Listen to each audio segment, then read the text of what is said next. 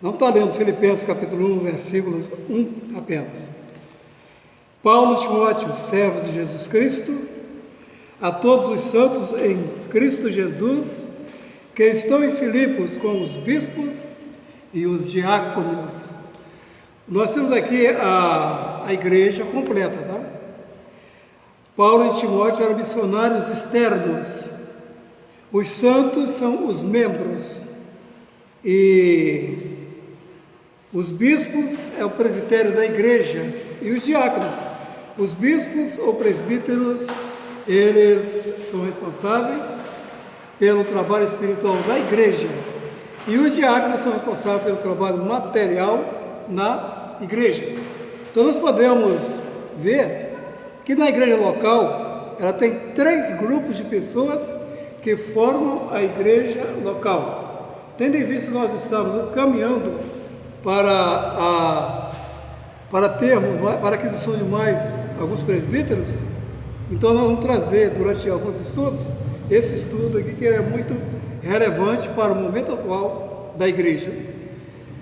Esses 3 grupos, os santos realmente são todos os crentes, os bispos estão no plural, nunca um pastor, e como as igrejas não têm um pastor, apenas um presbítero, tem dado um prejuízo à igreja. E os diáconos, os bispos governam espiritualmente, é um governo delegado, não é um governo dele, né? Eu, pastor, eu, presbítero. Ele é delegado do Senhor através do Espírito Santo. E o diácono é o serviço ministerial. O diácono serve a igreja. Lendo engano quem pensa que diácono é para a mesa do Senhor. Realmente ele deve arrumar a mesa. Mas a mesa deve ser servida por qualquer membro que sentiu o desejo de servir, ajudar a servir o cálice, o pão, ou ajudar também, até mesmo, vir orar pelos elementos. Muito bem. A Bíblia não contempla essa palavra tão violenta que eu vou dizer aqui. Leigos e clérigos. Não existe na igreja. Deus não nos vê assim. Deus vê aqui a membresia, Deus vê aqui a igreja. Né? E olha que eu não estou falando de igreja universal. Eu estou falando de igreja local. Porque esse estudo é para a igreja local. O outro fato, por quê? O Senhor Jesus Cristo é o cabeça da igreja. Isso está lá em Colossenses 1,18, Efésios 1, 22, 23. Lá diz que Jesus Cristo é o cabeça da igreja. Na minha escola bíblica no lar, eu tenho falado muito com isso, dessa questão com os alunos. Tá? O Espírito Santo é o vicário de Cristo, ou seja, o substituto de igual por igual, tá? Sem nada mais, sem nada menos. Né? João 14, 16, 17 e 26, ele fala a esse respeito, o Consolador, o Paráclito, o mediador entre lá e aqui, entre muitas questões. Como o assunto não é o Espírito Santo, ele compõe a vida espiritual da igreja, que o que é o Espírito Santo da igreja? Ele é a sinergia, ele é a energia, ele é a força propulsora. E não é preciso ser pentecostal para dizer isso, porque na verdade é o que a Bíblia diz. Ele é a força da igreja. Triste da igreja que não trabalha sobre o motor chamado Espírito Santo, o gerador de energia chamado Espírito Santo. Muito bem. E o terceiro fato, a palavra de Deus. A palavra de Deus é algo indispensável numa igreja, né? Não se concebe. Hoje, eu tenho, esses dias, fiquei muito triste com alguém conversando comigo, porque essa pessoa queria dar muita margem a hinos, esses hinos de hoje. Ela ouviu lá aquele hino mais perto, falou, meu tio, pelo amor de Deus, isso é a música. Né? Aí eu tive que dar um sabãozinho nela. Né? Ela falou, tio, tem que ser a música de hoje. O pessoal olhou, eu falei, eu sei disso, minha filha, mas você não pode, o hino, eu não posso cantar o hino aqui na igreja porque eu gosto do hino.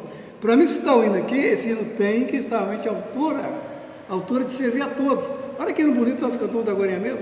O hino que tem que servir a todos e falar na nossa vida. Outro fato aqui, a Bíblia é a regra de fé, né? São as normas de respeito da igreja. Em 2 Timóteo 3, 16, 17, diz que ela serve para ensinar, para corrigir, para uma série de fatores. Todos os fatores na vida do cristão enquadram-se de fato na vida da igreja que realmente respeita a Bíblia. O governo da igreja. deve existir que cada um não venha fazer o que julgar melhor. No livro de Juízes, no capítulo 1, verso 25, diz que cada um fazia o que bem queria. Na igreja não é assim, tá? E é por isso que a liderança, ela precisa estar realmente atenta a isso, e ela precisa estar realmente também identificada, né? Ela precisa de fato estar identificada, senão qualquer pessoa quer fazer, todo mundo chega querendo mandar.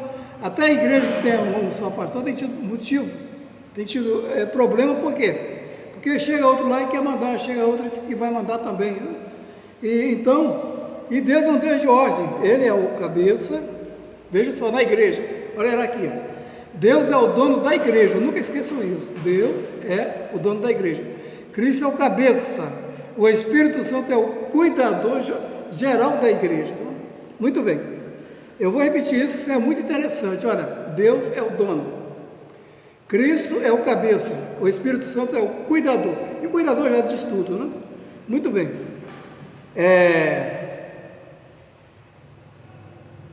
Agora, o governo da igreja, ele trabalha dentro do contexto neotestamentário, respeitando Atos no capítulo 20 e o verso 28. Vamos ver o que está lá no capítulo 20 e o verso 28. Atos 20 e 28 diz assim: para os presbíteros, para os bispos, né?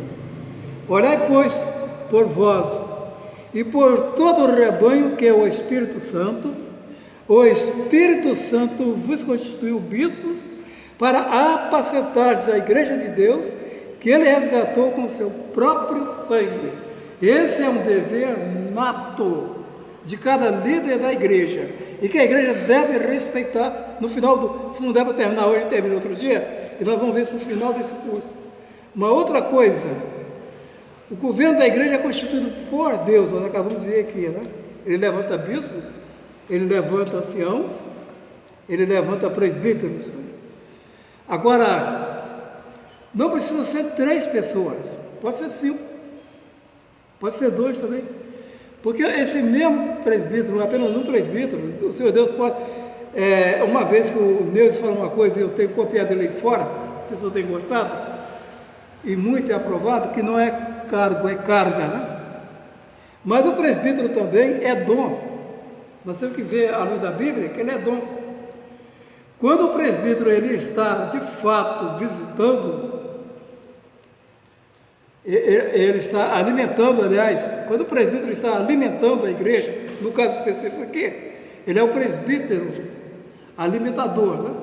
Aqui é o dom, aqui é a capacitação do Espírito Santo.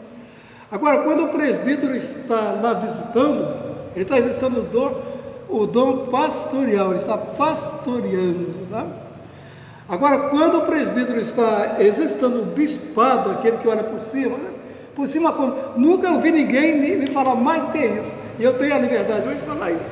Olhar por cima é observar se está tudo certinho, e se alguma pessoa está fora de um contexto neotestamentário, a gente conversar para colocar aquela pessoa naquele devido lugar. Não é só vigiar, não é só olhar por cima, né? Nós temos que ter realmente essa intuição, né? Esse é o trabalho de uma pessoa, que às vezes o próprio Senhor dá os 3 dons, né? O dom de pastor, o dom de bispo e o dom de ancião, né? Ou seja, o dom específico de pastor, né? Muito bem.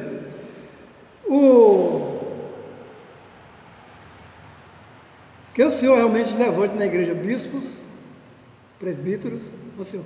Agora, lendo engano quem diz que o ancião, no modelo lá do judaísmo, tem que ser um idoso. Então, quantos meninos novos que têm muito mais maturidade do que um ancião? Um saudoso irmão que eu amei muito, e eu discordava da frase dele: olha, os novos sabem muita coisa, mas não tem a nossa bagagem, né? Mas quantos velhos que sabem muita coisa e têm a bagagem e atrapalha o crescimento da igreja, né? Quantos idosos? Porque isso é dom. Vejam bem, não é a idade, é o dom. Eu falei que o Senhor pode usar o menino, pode usar o Senhor, para ele ser ao mesmo tempo, né? O bispo, o presbítero o pastor, né? Até porque presbítero, no grego está escrito lá, prosbíturos. Vou repetir isso. Prosbíturos. O que é prosbítero? Significa que ele é pastor, que ele é bispo e que ele é ancião. As três coisas se embarcam-se na mesma.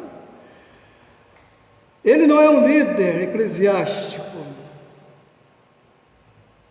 que exerce jurisdição na igreja, tá? Porque ele é liderado pelo Espírito Santo. Em segundo lugar, não é uma classe de homens para mediar entre Deus e os homens. Cristo já fez isso, Cristo é isso. Tá? Não é um corpo de oficiais sobre leigos, né? Absolutamente. Clérigos e leigos, isso é um respeito muito grande. Não é uma classe eclesiástica, absolutamente. Né? Não é um título, e sim um trabalho. Não é um título, e sim uma carga. Né? Não é um título, e sim um dom. Esses dons, nós vemos eles lá em Efésios 4. Efésios 4 e verso 11. Efésios 4 e verso 11, quando diz assim: e ele mesmo deu uns, isso aqui é dom, para apóstolos, outros para profetas, outros para evangelistas, outros para pastores e outros para doutores. Efésios 4, versículo 11. Nós estamos gravando, então não estou deixando de ler, para a gente ganhar tempo, tá? Muito bem. Não é um título, e sim um trabalho, tá? Lá em Timóteo, capítulo 3, diz assim: excelente obra, né? Excelente obra, é um trabalho espiritual. E refere-se a crente experimentado na igreja local, cuida dos interesses espirituais e o bem-estar da mesma. Né? Lá na carta de Paulo a Tito, no capítulo 1, a partir do verso 5, Paulo explica essa situação. Tito, capítulo 5, no capítulo 1, verso 5 a 7. Paulo fala da seguinte maneira: eu te deixei em Creta para que pusesse em ordem as coisas que ainda restam, e de cidade em cidade estabelecesse os presbíteros como te mandei. Tá? Aquele que for irrepreensível, marido de uma só esposa, que tenha filhos fiéis, que não possam ser acusados de dissolução nem de desobediente, porque convém que o bispo seja irrepreensível, como dispenseiro da casa de Deus, não soberbo, não iracundo, nem dado a vinho, nem espancador, nem cobiçoso, ou torpe ganância, mas dada a hospitalidade, amigo do bem, moderado, justo, santo, temperante, retendo firme e fiel à palavra, que é conforme a doutrina, para que seja poderoso tanto para demonstrar a sã doutrina, como para convencer aos contradizentes. Esse é o trabalho do presbítero. Por que às vezes eu ou o Nilton segura alguém lá e leva lá para dentro? Uma falha aqui. Que a palavra de Deus não pode ser teologicamente distorcida, tem que ser a lógica da palavra. Muito bem. O segundo fato aqui é o reconhecimento. Quem elege é Deus, nós vemos lá em Atos 20, 28, porque Ele é o dono da igreja. Né? Ele quem elege. Então o presbítero, o presbitério são delegados de Deus, delegados por Deus, recebe ordem de cima, recebe a nomeação lá de cima. Agora quem reconhece é a igreja. 1 Tessalonicenses, no capítulo 5 e o verso 12, nós temos essa questão. No verso 12 do capítulo 5 de Tessalonicenses, quando diz assim: rogamos-vos, irmãos, que reconheçais os que trabalham entre vós e que presidem sobre vós no Senhor, e vos admoesta, reconhece. Quando o irmão Deus fala essa questão, talvez ele não prestou atenção, mas hoje ele está vendo que ele tinha base bíblica, né? É a Bíblia que está falando. O Deus não tirou do colarinho dele, né? Porque Deus é quem elege. Agora, a igreja reconhece. No verso 12 diz aqui: para que reconheçais.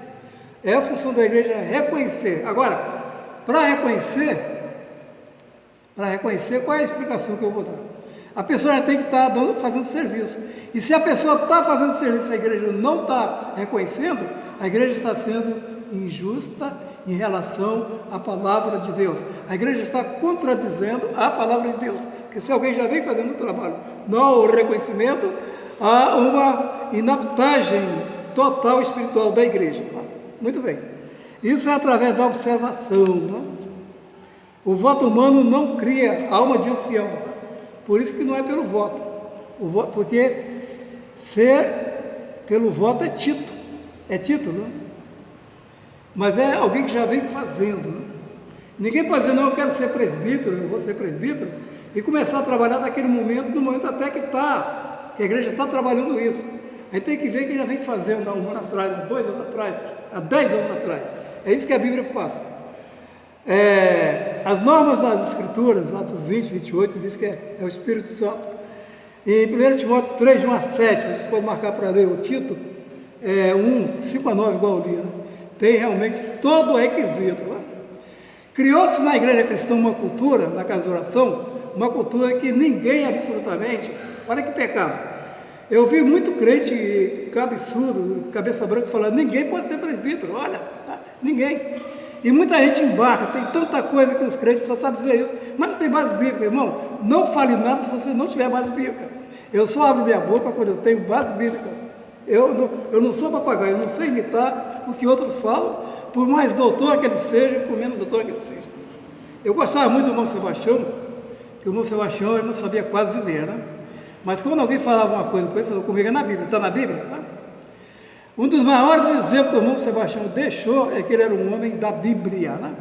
Eu proclamo a nós aqui todos voltar para a Bíblia e desfazer de todo qualquer argumento que não tem conteúdo absolutamente bíblico.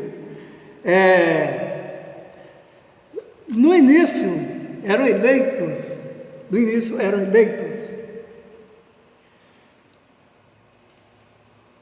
pela autoridade apostólica, pois o Novo Testamento não havia sido concluído. Porém, a escolha estava dentro do padrão divino. Eu creio que o Neudo já ouviu algum criminoso bíblico falar, olha, eu não considero lá o Matias, o apóstolo, né? Meu Deus do céu. Naquela época a igreja não estava constituída ainda. Eles fizeram nesse padrão aqui, ó. A escolha estava dentro do padrão divino e Deus aprovou. Então, quando completou o 12º apóstolo, no lugar de Judas, aí o Espírito Santo inaugurou a igreja. E as pessoas não veem essa coisa. E vem um sabichão aí, do jeito dele, fala esse crime espiritual. Tá? Eu espero que o Neudes não pense assim, o Josmar, né? E outros irmãos. Muito bem. E então, quando constituísse os primeiros presbíteros, o próprio Timóteo, um menino. Olha só, Timóteo era um menino, e ele foi para a igreja de Éfeso, e ele teve presbíteros. O Tito também era um garoto, quando ele também foi em toda uma região grande, parece que 8 ou 10 casas de orações, para ele constituir o presbitério. E aqui hoje nós vemos, parece que a gente está diante de um fato, até pecando-se quando fala em colocar um presbítero. Nós precisamos mudar essa ótica.